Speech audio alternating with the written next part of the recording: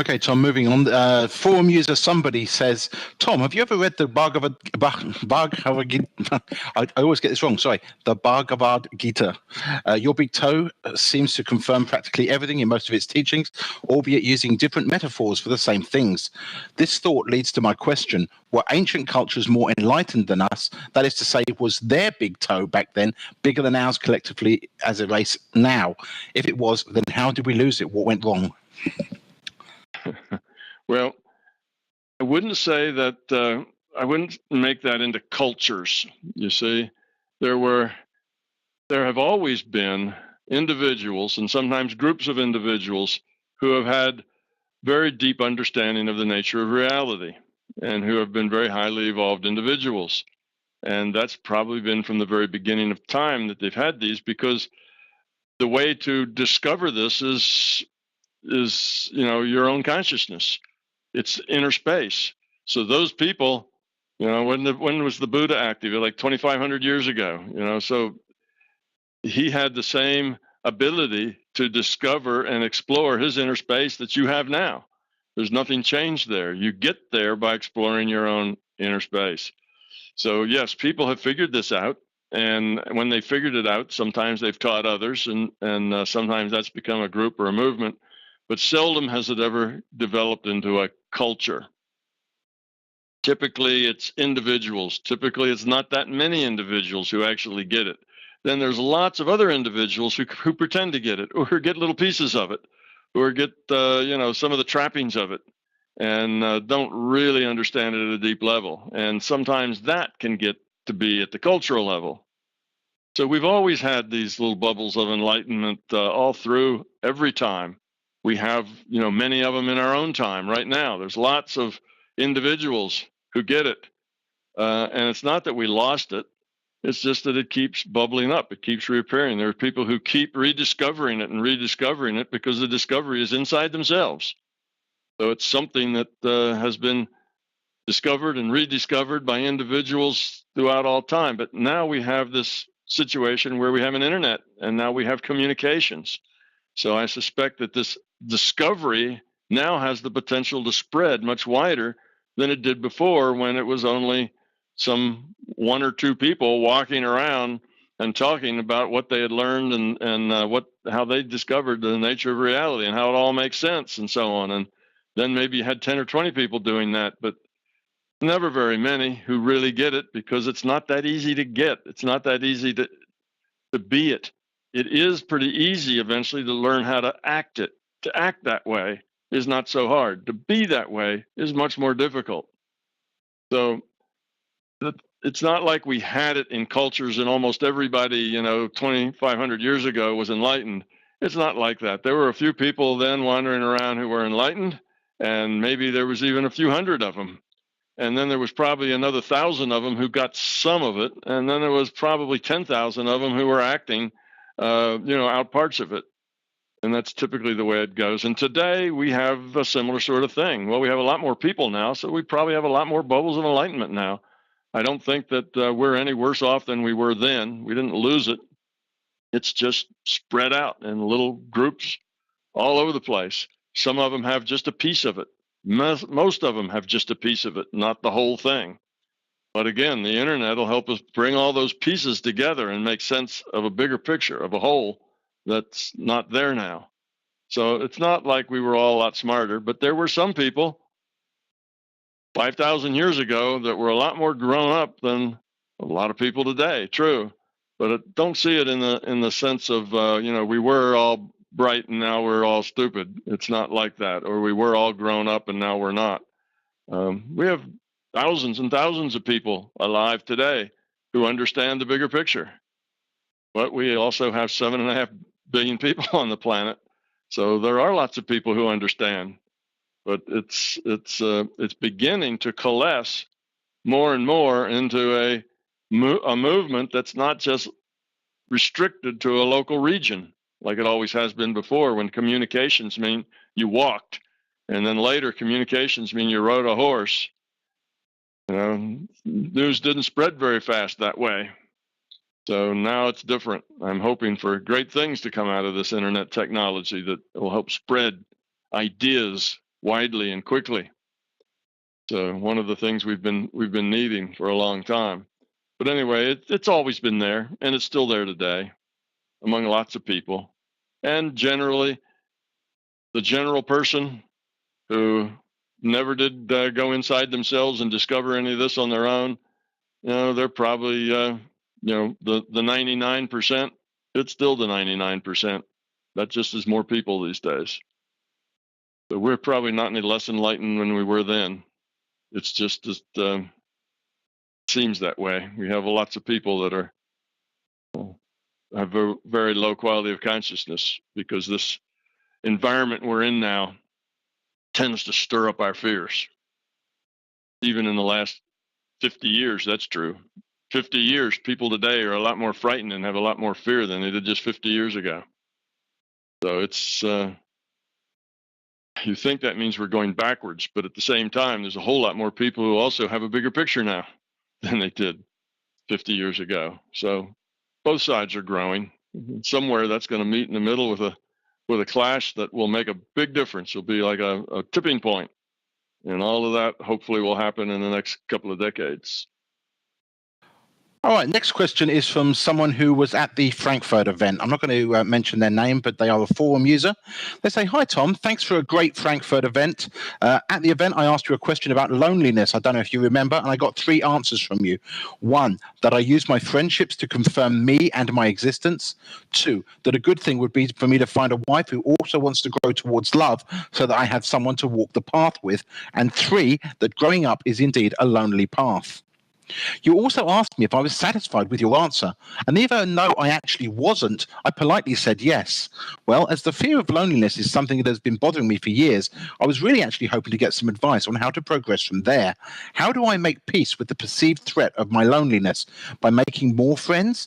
By constantly planning for social interactions? By smiling more at people and making them like me? All in all, I'm hoping to get more practical advice on how to face this fear and hopefully conquer it sometime in this lifetime." Okay. A personal fear needs a personal approach. And the only way to overcome a fear is with courage. So if you're feeling lonely and that loneliness is a problem, I mean, you may feel lonely and the loneliness is not a problem. If loneliness is just the way you feel because you, let's say, are an introvert and you prefer to be alone, alone is okay with you. I mean, I shouldn't say many, but some people, go live as hermits. They like being alone. It's that's an advantage. They don't need a lot of social interaction. So if it's just not a problem, then I'd say, you don't have a problem to solve. Just be lonely if that's the way you wish to be. But if you're lonely and don't want to be lonely, if it's a problem for you, then you need to understand what's the problem. You are creating this situation. This loneliness is not being imposed on you. It's you. It's the choices you're making.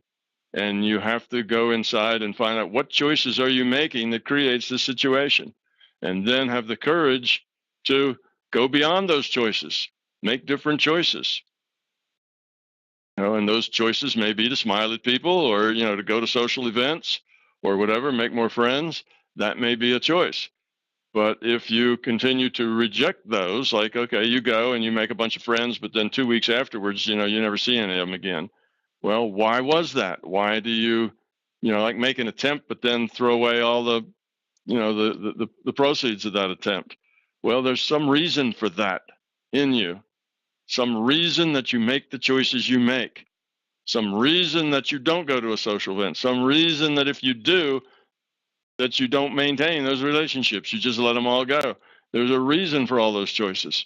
And you probably can't change the choices until you understand why you're making the choices you're making. So you're going to have to dig deep into yourself, and you maybe can best do that in a meditation state. And ask yourself, why do you make these choices? Why is it that the things you choose to do always leave you feeling lonely and you don't like the lonely feeling? But somehow maybe you actually need that lonely feeling because of a fear that you have. Here's a strategy that most people play when they have fear. The strategy is, I can't lose if I don't play. That's a very common strategy that people deal with their fear. Okay, now I don't know that any of this is your case because everybody is different. But there's often a case of, I can't lose if I don't play. So if you think that social interaction is likely to turn out badly, or that people won't like you, or that you have maybe a lack of self-esteem that makes it hard for you to go meet people, or a lack of self-worth, then that strategy says, well, then just don't go around people. That way they can't reject you. That way they can't, push you away because they find you inadequate. And you'd only feel that if you inside actually feel inadequate. You see, then you kind of assume that people will also find you that way and will push you away. So then the strategy for dealing with that fear. Now, this is not intellectual. This is all down at the being level. Would be in your subconscious. You assess that and you come up with the strategy from the subconscious is, well, then I just won't play. And that way I can't lose. I can't be rejected. I can't be found wanting. I can't be found not likable. I can't be found to not be a good conversationalist or not be interesting because I just won't get into that kind of social situation. You see? So that's a strategy. Now, again, I don't know that that's yours. Everybody's an individual, but often we have strategies to deal with our fears. And if this loneliness just doesn't seem to go away, you need to look and see why you're making the choices you're making. Are you making choices that end up in loneliness because of some fear that's driving that? Like, I'm afraid to try because I don't want to fail. If I tried to be friendly with somebody and they rejected me, I'd be so hurt and so devastated that I won't try. You see, that's I can't fail if I don't, I can't fail if I don't play. Can't lose if I don't play. So whether that's your problem or not, I don't know. But think about that and maybe other strategies that you might be using that you end up lonely. It's not likely that you're just lonely. It has nothing to do with the choices you make. There's always people around. There's people at work. There's people in your neighborhood. There's people at whatever organizations you connect with. And if you don't connect with any organizations, well, there's a reason why you don't connect with any organizations, that you stay home all the time. Find those reasons and deal with them if loneliness is a problem. If it's not a problem, then, get used to it, accept it, and just kind of go on. Some people who are particularly extremely introverted like loneliness. That's a good state for them. They don't want to interact with people. So without knowing a whole lot more about you and your particular choices that you make, I can't really tell you much specific in the way of advice. But I can say that it sounds like you need to find the answer to that in your own introspection about why you make the choices you make and why is it that you're lonely. Not that the environment has forced you to be lonely against your will, but the choices that you make are the reasons that you end up being lonely. And why do you make those choices? And do you really want to make different choices or not? About all I can come up with. I can't be very specific unless I know the specifics of the situation. I'm sure they'll probably either put a follow-up question or they can email me if they want a little bit more clarification and do it personally away from the Fireside Chat, Tom. That's not a problem. The next one is from Eric V. Tom, there are some spiritual teachers who talk about a level of spiritual awakening which is very rarely realized and which is even beyond the state of universal consciousness or oneness with all of creation. They call this state the absolute or pure potential.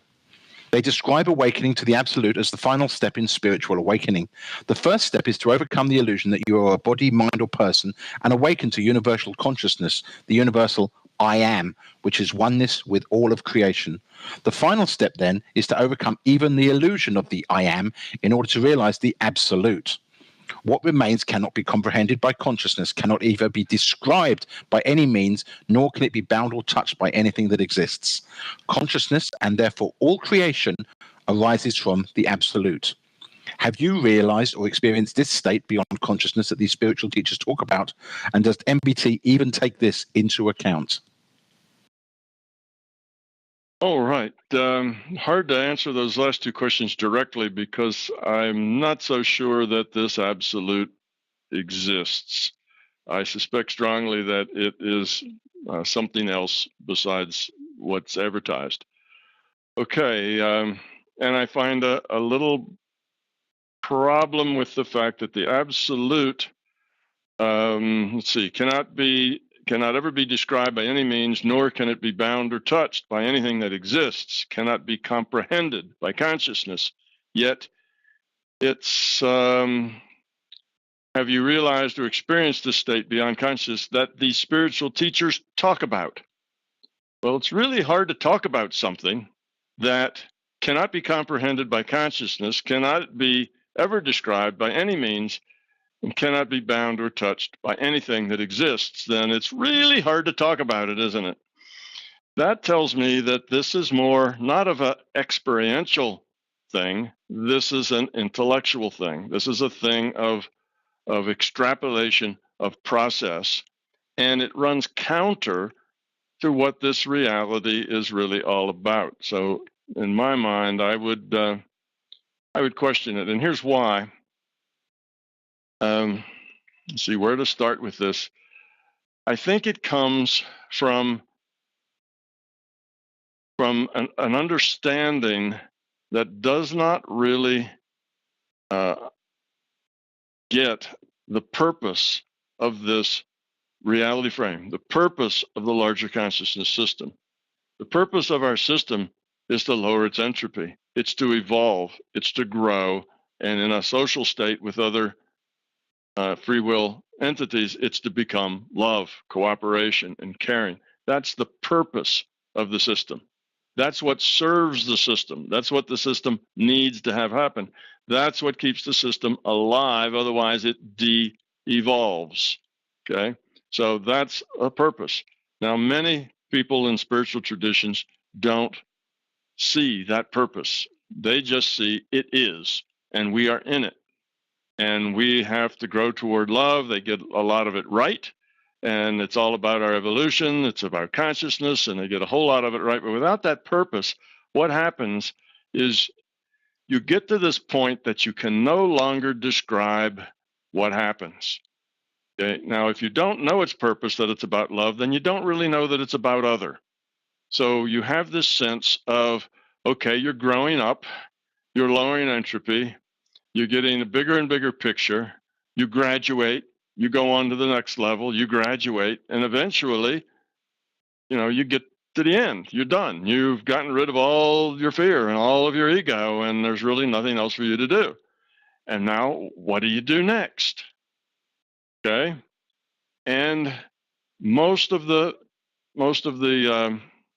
traditions, spiritual traditions and philosophies, at that point, they kind of fizzle a bit. They don't know really what to say. What do you do next? Because, see, they're not thinking this as a point is to become love. It's about other. It's about service. It's about caring. You see, then you don't run out of something to do. You've always got something to do. But if it's just about you, if this is really a self-focused thing, I'm going to grow up. I'm going to get rid of my ego. I'm going to get rid of my beliefs, and I'm going to keep growing up, and then I'm out of here. Well, that's a very self-focused philosophy. That's not one about love or caring, and it does not serve the larger conscious system's purpose. So if I'm in one of those philosophies, I have a hard time saying, well, then what's the end game? What do you graduate to? What do you become? You see, do you join the club of people who are, illuminated and don't have any more ego? Well, when you don't understand the purpose and how it works, you also don't understand that if you don't keep working on yourself, on lowering your entropy starts to grow. That ego starts to reinsert itself. You start de-evolving. It takes constant effort to keep ego at bay. Ego just happens. So if you are at this point, it seems like you've hit a useless point. Now, the Western religious people solve this point by saying, well, you go to heaven. And then when you're in heaven, everything is nice and wonderful, and you learn to play a harp and sit on a cloud. Now, that's just obviously a metaphor for being in heaven and having nothing to do for the rest of eternity other than have a good time. That gets to be a little hard for anybody who's who thinks too much to see that that is a desirable place to be. Done is not a desirable place to be. That's a horrible place to be, is done. What's a good place to be is engaged, part of the solution, helping, working. To just be done, sit on a rock or sit on a cloud and play your harp and everything's happy, is not a place that anybody would really want to be. It doesn't work. But because they see it in terms of graduation, growing up, evolving of consciousness, well, you get to the top, there has to be something up there for the top to do. Well, I think in Buddhism, their solution to this problem was to become one with God, to become one with the Creator. So you and the larger conscious system, you kind of melt into the larger conscious system, give up your individual identity, and to become one with the Godhead is the way it's described. You just become a part of the Godhead. All right, well, that works sort of, but not really, because you were created as an individuated unit of consciousness for a purpose. Now you're going to just kind of dissolve back into the Godhead, and if that was the goal of all the individuated unit of consciousness, the conscious system be right back where it started before it made all the IUOCs to help evolve. You see, it would just be one monolithic thing that everything would have gone back into. Now it's very limited again. It's got one set of choices and one free will. And that doesn't make for a very interesting conversation or a very big learning. That's stilted. That's limited, very limited. So why would the system do that? That doesn't make any sense either. All right. So if that's not a good idea, that we lose our identity and just become one with the Godhead, then what's something else that could be? Now, I think this thing that he says is the next idea. So, okay, we just are going to extrapolate from what we know. We keep evolving, going up to higher levels. And when we get to the final step, okay, after we've become one with everything, once we become the I am, which is oneness with all of creation, the final step then is to overcome the illusion of I am in order to realize the absolute. Just a statement. The absolute. So somebody says you have to go one more beyond that because it's really logically doesn't make sense to stop at becoming the Godhead. Then what's the point? If the God just started and was everything, then we end up just everything back to God. Then it's just the same way it started. So it's like you've kind of regressed rather than progressed. So in this case, you just become the absolute. And we don't say what that means. In fact, we say what remains cannot be comprehended by consciousness, cannot ever be described by any means, and cannot be bound or touched by anything that exists. So now we've gotten ourselves off the hook for saying what this absolute is and what it does and how it works, right? So we're going to become absolute, and guess what? You don't know anything about that. You can't ever feel it, can't think about it. It just doesn't. It's totally invisible, and that's what we become. Well, now that's the final solution that nobody can argue with. Yay, team, right? Now we've come to a good answer to this question about growing up and what happens and what's the end game, and we've done it with a way that nobody can say, well, but that doesn't make sense, because nobody can talk about it, except he says that these spiritual teachers talk about. So somehow they talk about it, even though they can't talk about it, which means it's an intellectual thing. You see, it's about the talking, it's about the intellect, and it's about their idea that there is this absolute step and that that's the last big thing. And I think it's because none of the end games that most of the spiritual traditions have are very satisfactory. The end game always has a problem. It doesn't quite make sense. Who wants to sit on the cloud and play a harp forever? Who wants to, go to parties and drink beer forever? Who wants to do anything forever? That's not work. That's not actually changing things, making things better. That's not a part of the solution. See? So I think all of that is probably intellectual nonsense, and it doesn't really exist, but it solves a theological problem for these spiritual teachers. It gives them an end game that can't be argued. They finally have an end game that nobody can look at and say, well, that doesn't make any sense, because the melt into the Godhead doesn't really make sense. That's where it started. Why to go back to that? And the, you just play a cloud, play a harp on a cloud doesn't make sense. That's kind of the traditional religious view in the West, because that's a dead end. That sounds more like hell than heaven. I don't know that the two would be any different from each other if there was nothing to do for eternity. I don't even like nothing to do for a day. That's a problem, but I can't imagine nothing to do for eternity. That would be a real downer. So what they're missing is that the system is about lowering entropy.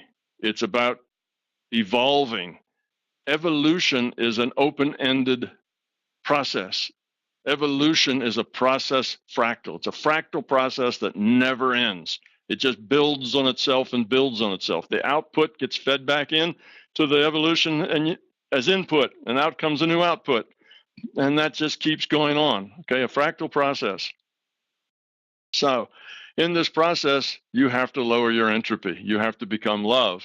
And it's not about you. It's not about you growing up and growing up and growing up and then getting out of the top. I'm graduated and I'm done. That's self-centered. It's about becoming love. It's about caring. It's about other. It's about constantly serving and being helpful and useful. And there will never run out of that need to be helpful and useful, because it's an open-ended process. Evolution goes on and on and on. It doesn't stop. As long as there are places to go, it will go. As long as there are things that could be done better, another lower entropy state, it just keeps going on. And we know even from our physical world that you never get to zero entropy. You can approach it, but you just can never get there. And if you don't keep putting energy into it, you start to go away from there. You start backing up and entropy gets higher and higher. You never do maintenance on your house, eventually your house will rot and fall in. You never do maintenance on your car, it'll stop working. You have to constantly put energy in to keep structure working. That's just the second law of thermodynamics. It's the nature of entropy. If you don't keep working at being part of the solution, you will become part of the problem. You will de-evolve. Your ego will grow. So once you understand the nature of reality as an open-ended system that doesn't have to have an end game, then you can see that we do maintain our individuality in a sense. I mean, we're all connected to the larger conscious system, but we're an individual unit of that, a part of it. And we have a job to do for as long as it takes. We just there is no end game. The evolution's open-ended. It just keeps changing. And we keep trying to grow up. And this growing up thing is a hard thing to do.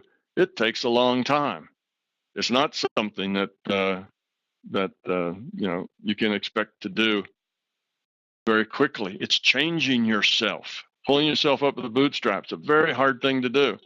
I read one of the questions we had on here was, well, we've been trying to grow up here for the last 200,000 years. That's how long humans have been around. And look what we've got. Hardly anything at all. That must not really be the point, or we would have done it. No, it takes a long time. In the environments that we create for ourselves, it takes a long time to grow up. And there'll always be another state to grow into. That's the name of the game. It's about other, not about self, not about me graduating and being done with it. Because now you need to have a done state where all the done people go. Was that heaven? Well, that doesn't sound very productive. Is that become one with the Godhead? Well, that doesn't sound very productive for the system either. It made you for a purpose, and absorbing you kind of makes it go backwards. Unless it just doesn't need you anymore because you're done, but that just doesn't make any sense. So that's not productive for the system either. So you see, I would say that this idea about the absolute that nobody can talk about, but that the spiritual teachers talk about, is just an intellectual construct to help them get out of the end game problem. And religions and other spiritual groups have had an end game problem from the very beginning. Well, there is no end game. End game is self-centered. Love always has somewhere to go, always has something to give. always some way to improve.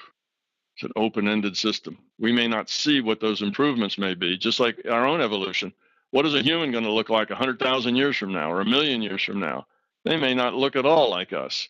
They may be very different because evolution just keeps on chugging. It's not like we're the end product and that's it. Humans, a long time from now, may look back and see us like we look at monkeys. It's hard to say. Evolution keeps on chugging. It's open-ended. So there is no end game. Love doesn't end. It's not an end game. It's an opportunity, and the opportunity is never over. So that's what I think about the universal, or the absolute.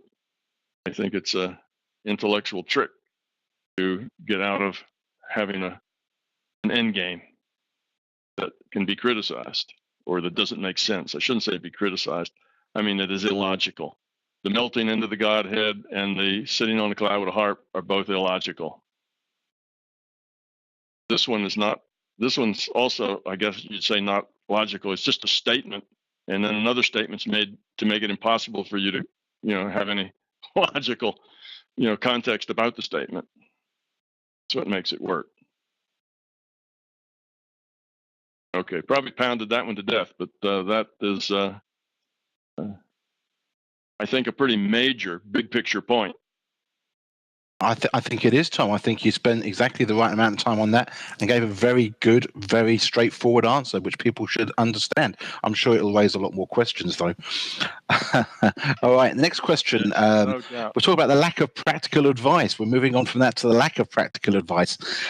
Tom, statistically, most people won't find out until they're dead whether or not their true identity is really consciousness shifting between data streams. And therefore, very much of the information you give us becomes something to believe in. Something for the intellect. You have also said that paranormal experience comes by itself when we are ready for it. Now, in my own path, I found that when I use courage to do something to face my fears, for example, asking a woman out on a date even though I'm terrified of rejection, or speaking publicly in front of many people in spite of my fear of doing so, the chances of me having a paranormal experience increases greatly. I seldom hear you give other practical advice other than doing meditation on a regular basis. I've heard that even people going into monasteries meditating for the rest of their lives will only get small glimpses of the vastness that they really represent.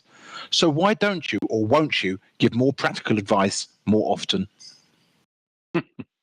Well, because the practical advice, it comes out as a one-size-fits-all, right? So here's some advice how to do this. Well, that advice may work for, 3% or 4% of the people, and may not work for the others. It's individual. Growing up is an individual thing, and the way you do that is very personal for you. It's about you and your choices and your fear. There's not a prescription available.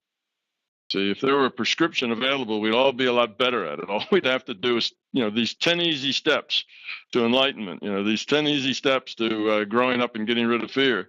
It's not like that. You have to do it. You have to have the will to do it. You have to have the tenacity to do it.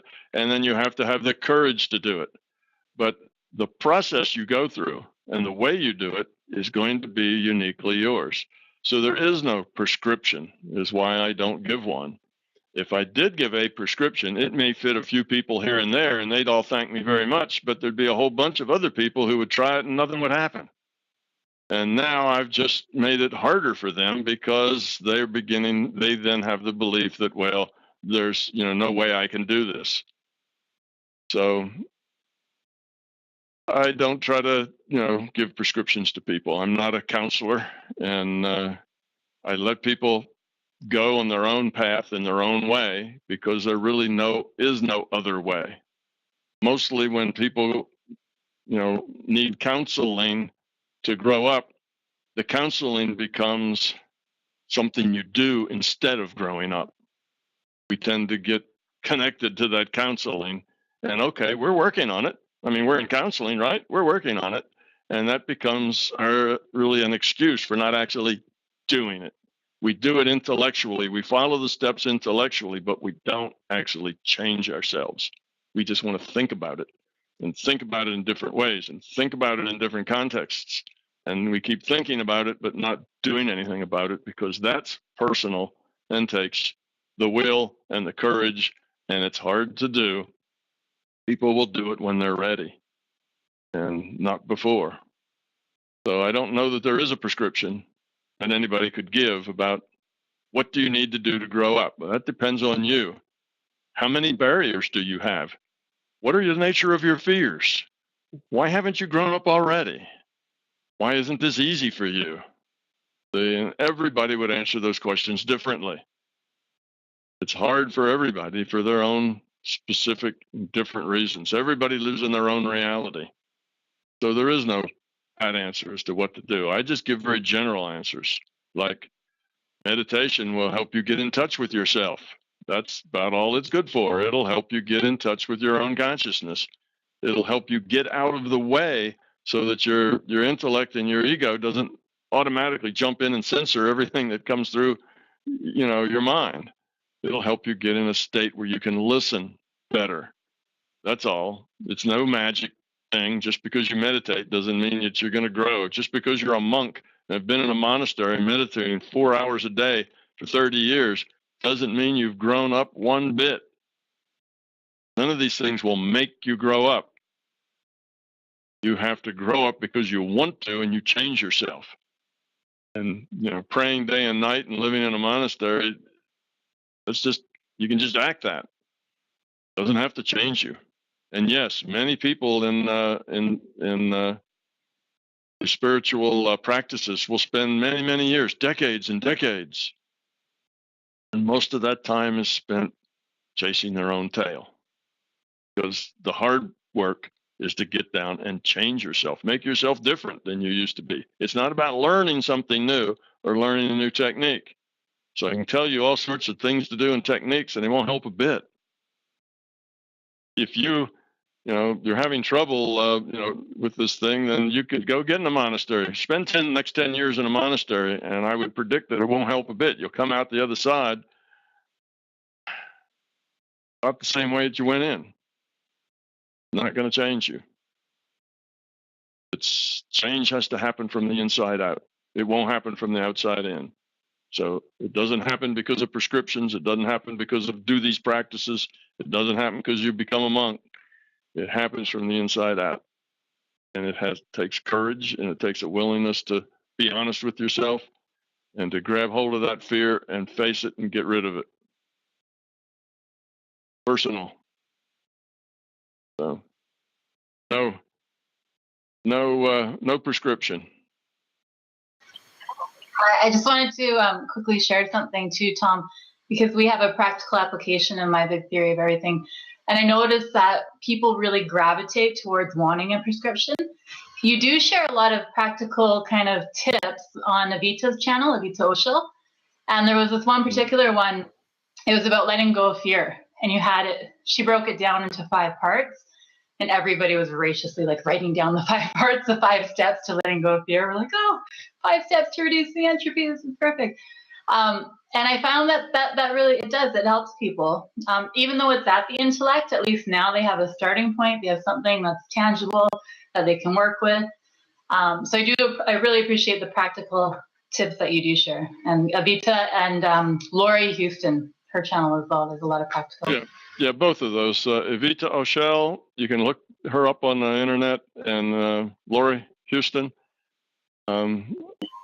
Vita's now stopped doing those kinds of interviews. I think the very last interview she did was one with me. And I've done some with her probably over about 5 years. So there's a lot of them, but she has them all grouped on her site. And both of those sites, she and Lori both talk about ways to change, seeing what you have to do and doing it. They're more of a self-help viewpoint than others that I talk with. So you'll get more of that there. But still, you can write all those down and you can memorize them and you can go at them, but it may or may not help you actually change yourself. Again, you have to do it. And just writing them or watching them isn't going to necessarily make you more ready to change yourself. But if you are ready, those little tidbits can be the thing that pushes you over and actually makes it happen rather than not. So they can be very useful. You're right. But I've said these things a lot of different places and times. So There, Mhm. you know, I can't think of anything I haven't said that hasn't been said at least a dozen times someplace else. So if you're looking for more prescriptions, then, you know, go look at more things that I've said and what other people say. But I warn you that the prescription by itself isn't going to get you there. Yeah, you need the intent to want to grow up. And is there any way to help somebody develop that intent to want to grow up? Give them a secure environment. Love them and give them a secure environment to where they feel they can try risky things and it'll be okay. Because growing up's a big risk. You're leaving the person you know, the person that's somehow figured out how to get along and has been doing okay up to now. You're going to leave them. They'll disappear. Somebody you don't know, somebody new is going to go on then with your life. And that's scary. What if this person crashes and burns? At least the old person, yeah, they weren't too happy and they weren't doing all that well, but they were getting by. They kind of got to the point where, all right, they could get by. They didn't worry about eating or shelter or anything. You know, life was okay. They had friends and relationship. Do they really want to change and be somebody else? And who knows what that somebody else might be or where that might go. See, it's scary, changing and becoming somebody else, leaving that old one behind. Frightening for people to take that step, but that's the step you need to take. If you grow up, you change, you become different. Mm-hmm. Yeah. It takes courage. You really have to want to do it. Absolutely. Thank you. All right, Tom, I'm going to give us one more question before we head on out today. Somebody asks, and that is forum user somebody, sorry.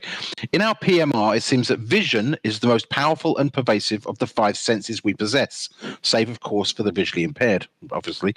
In other physical matter realities, does this fact still apply? Additionally, are more than five senses possible in other physical matter realities? And if so, what might such additional senses be like? Well, I'm just going back over the many different physical kind of realities I've been in.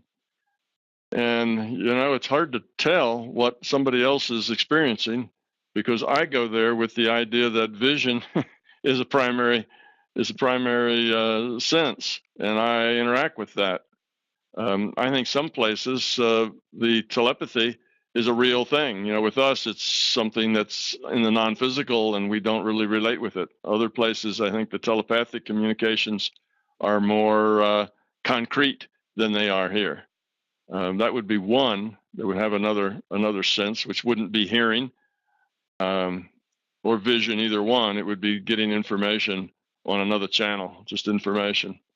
So that would be the one that comes to mind that would be different. Now, some places sound is is more important. Some places not, but I generally don't find the places that I've been to be that different. Some things are accentuated more than others, but they all basically have the same kind of things that we have as far as senses go, and that just might be me though, because I may just be in a data stream and I get data in my data stream to mimic my senses because that's me. That's what I know how to interpret, you see. So when I get someplace and I get a data stream to tell me what's going on, that data stream is in terms of what I hear, see, smell, and feel, right? And taste. That's the data I get in my data stream because that's what makes sense to me and that's what I can process with my experience base. So no matter what relationship or whatever reality I get into, I'm going to get data in those channels. Otherwise, I don't know how to process it.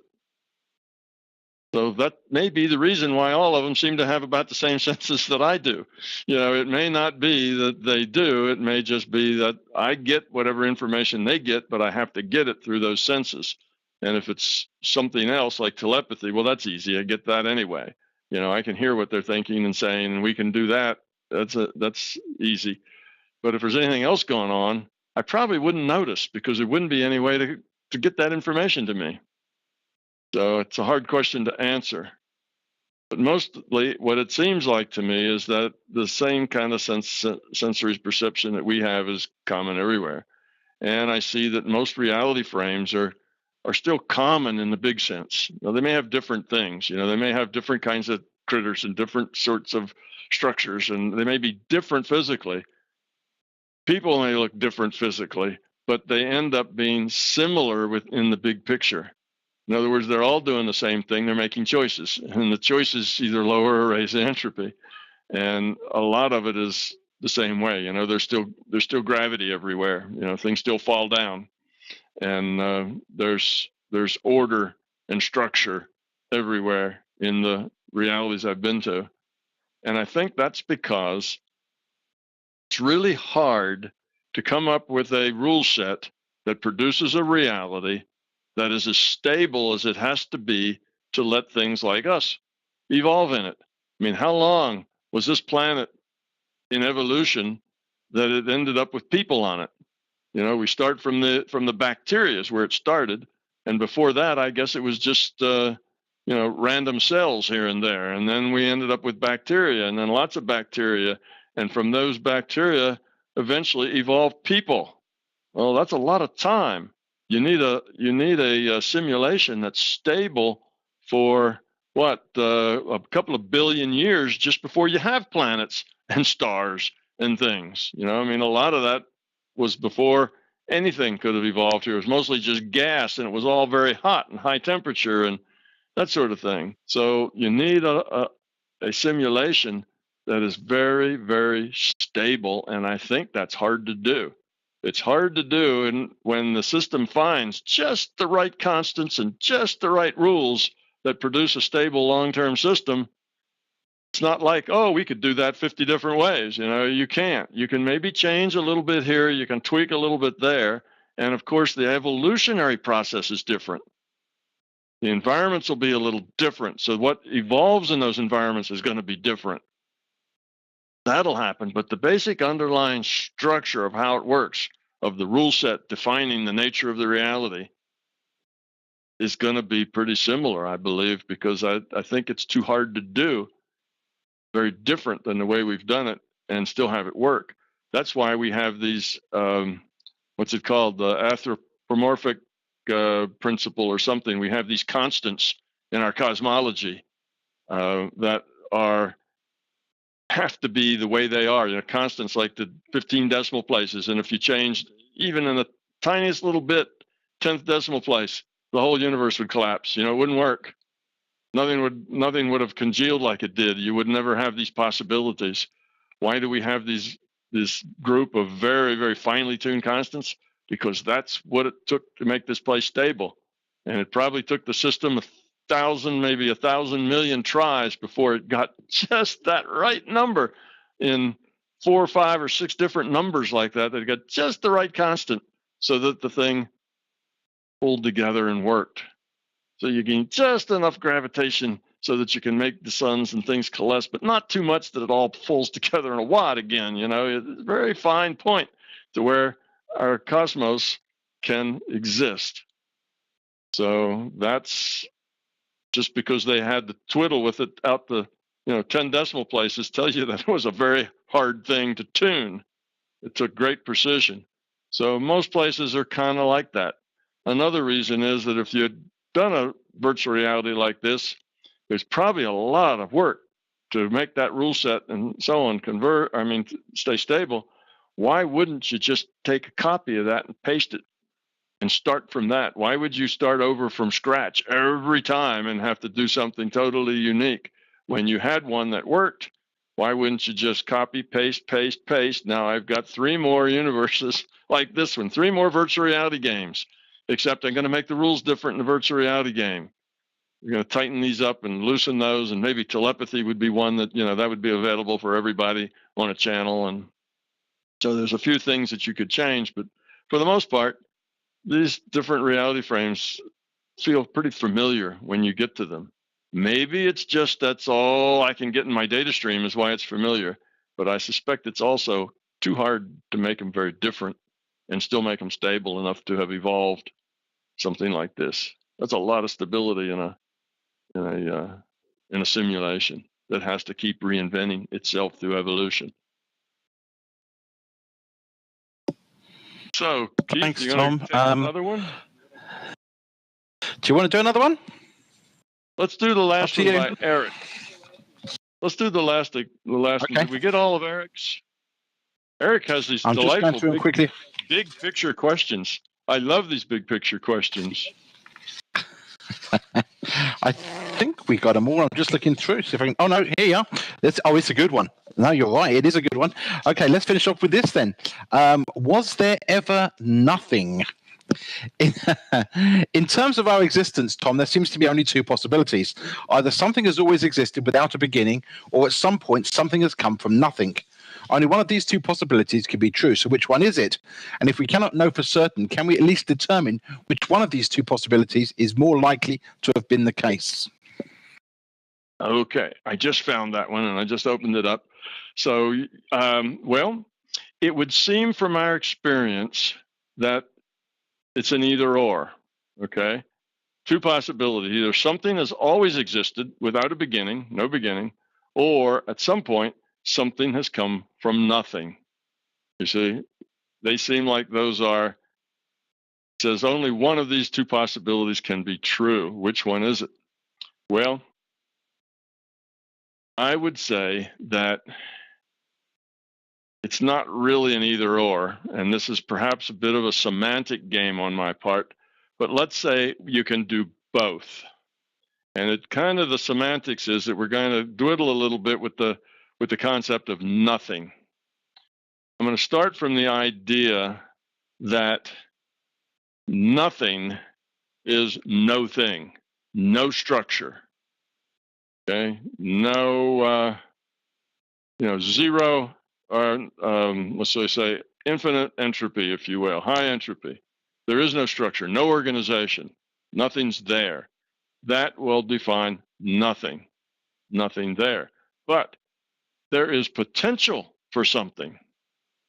Okay, so when we say either something has always existed, I would say that if you have nothing, you have a potential for existence.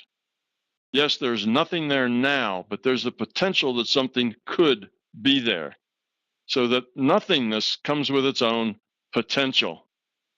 There is not a potentialless nothing. All right, getting kind of far out on this, right? So think of it in these terms. Think of it as nothing is random bits. Oh, you'll say, but that is something. There's bits, and they're random. That's something. Well, let's define that as nothing, because random bits is nothing, no information. Let's say the definition of nothingness depends on information. Without information, okay, there's nothing, no content. But a bunch of random bits, or the potential for random bits, let's say, is existing.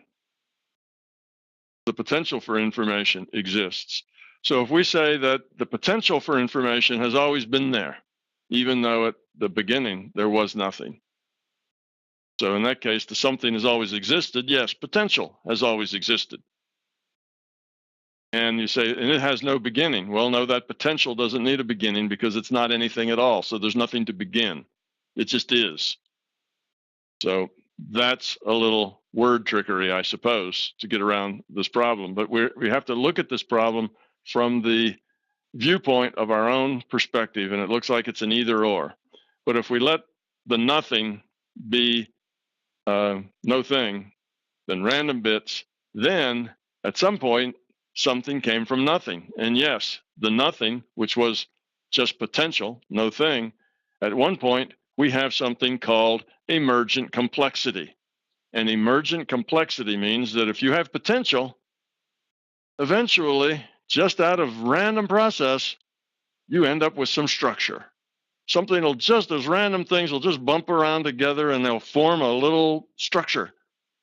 A little information will be formed. And sometimes that random structure can be stable. And sometimes that stability can let it grow. Okay, and this idea, you can find a lot written about this idea if you go to the philosophy section of I think it's Stanford Philosophy. Stanford University has a lot of stuff on the web, and they have a big section on philosophy. And look up Cellular Automata on Stanford philosophy, and you'll find a section where they talk about just what I'm talking about. So you have a potential. It's nothing, but randomly something occurs. That's something out of nothing. And mathematically, we do this, and experimentally, we've done this. I've read on the internet, a fellow had a little contraption that he made. There was a little contraption that could pick something up from here, move it to there, and drop it. And he made it such that this contraption had a purpose, which was to do something useful. Didn't program it to do that particular thing, and made it so that if he stacked something up in this other spot, that was defined as useful. And that's all it was. So he had kind of a thing that defined what was useful or not. And other than that, no programming. He just let it go. And mostly this arm that could grab things just flopped around. It was totally random. It'd flop here, it'd flop there, it would grip at nothing. It just flopped and flopped and flopped. But eventually, it actually got one of the little pieces that was there to move, and it moved it and dropped it, and bing, it got a little plus up for, a little happy face occurred, and eventually it created its own program, its own algorithm to efficiently go over and grab these things and move them over with no programming. It was never programmed to tell it to do anything other than just move, do things, random motion. So this does happen both mathematically and experimentally, that random processes can create structures that persist and that grow and that evolve. And the theory is that such an evolution of such emergent complexity did evolve, and in that complexity, you had something that was a cellular automata. Cellular automata means it's a thing with a very small rule set. It's actually, and it's an interactive thing. It can interact with things like itself. It's a very small rule set, and the rule set may be, it's a white square, and if it bumps into a black square, it turns black, and that's its whole rule set. Well, we know mathematically, we've shown that cellular automata can evolve. Cellular automata, just like evolution, is a fractal. It's a process fractal. Now, our mathematics never heard of process fractals. It's something I made up, but it works exactly like a geometric fractal. It's just a process that feeds on itself. It's a simple process. Evolution is a process fractal. That's how evolution produced this amazing world with these amazing bodies that we have and all the amazing stuff that's here that's so complicated and so complex with trillions of moving parts. And how did it do that? It's process fractal. Fractals create amazing, complex things because they keep iterating and iterating, and what works stays. See, that's the only rule in evolution. What works stays. What doesn't work goes away, isn't survivable. So just a simple little rule like that, and you work a process, you get this process fractal that doesn't have any ending. It's an open-ended thing that keeps on chugging. Well, cellular automata can do that as well.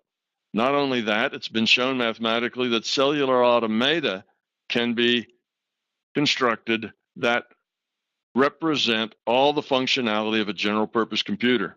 In other words, they can learn to do logic, they can do if-thens, they can do all the basic things that computers do. Okay. So now out of those two ideas, the emergent complexity coming out of nothing, just random process, producing something of structure. Structure persists in the way of a cellular automata that can create a general purpose computer. Now we see a larger consciousness system, how that can be made out of nothing, as long as that nothing is defined as having potential to be something. And I would say the key point here is to say that there is no thing, there is nothing with no potential, that everything has potential.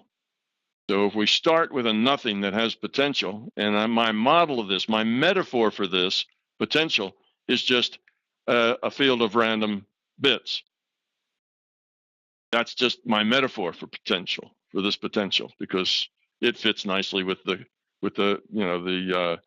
computational and computer metaphors that I use. So I'm saying that's my metaphor for that potential, is the random bits. But whatever it is, it's just potential, and that's how it works. So the something that always existed is potential, and that always exists. There's no way to have something that doesn't have potential. And that potential created something out of that nothing, but potential came along to create our cellular automata, which turn into be our reality cells, which turns into be the beginnings of our consciousness system.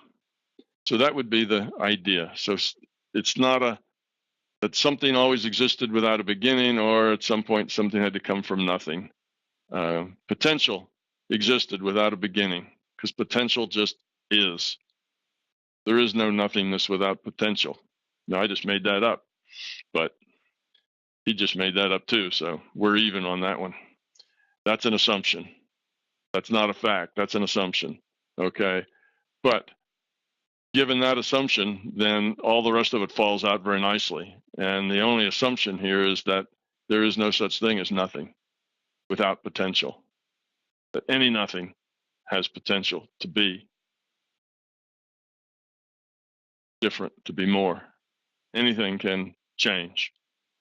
And in this case, if it were just random bits, we see how it might have changed to be a larger consciousness system, maybe what it grew up to be, how it evolved. So that's what I would say about that. It's not a if or, and it's not a matter of which one is likely to be the case. See, they're both impossible if we just look at it with a human perspective, if you will, from what we know of being human. That something exists without a beginning doesn't compute, because how can it exist if it didn't have a beginning? So it doesn't make any sense. And if something comes out of nothing, doesn't compute, because if there's nothing, how can something come out of nothing? See, those two things, neither one of them computes at all. So that's the problem we have for beginnings. Any beginning has the same problem. Any beginning that we don't know, any beginning, like where did the first cell come from? So we can do the same problem. Where did the first cell come from? Did it just appear out of nothing and there it was, and then it started evolving? Or was it always there from the beginning? Where did the universe come from? Now, if we talk just about our universe, it's an easy problem. We know where it came from. It's computed. And we know how. It was computed by the larger conscious system. So as far as our universe goes, that's a simple problem to ask. Where did it come from? It didn't come out of nothing. It came out of the consciousness system. And it didn't pop out of nothing. And the conscious system was already there. So that's easy. Most people only ask these questions about our universe, but that's the easy question. If you ask it about the consciousness system, it's the harder question. And then you answer it the way I just did is the best I can do. But we have to start with an assumption, and mine is that there is nothing. Nothing. There is no nothing. That sounds like poor English, but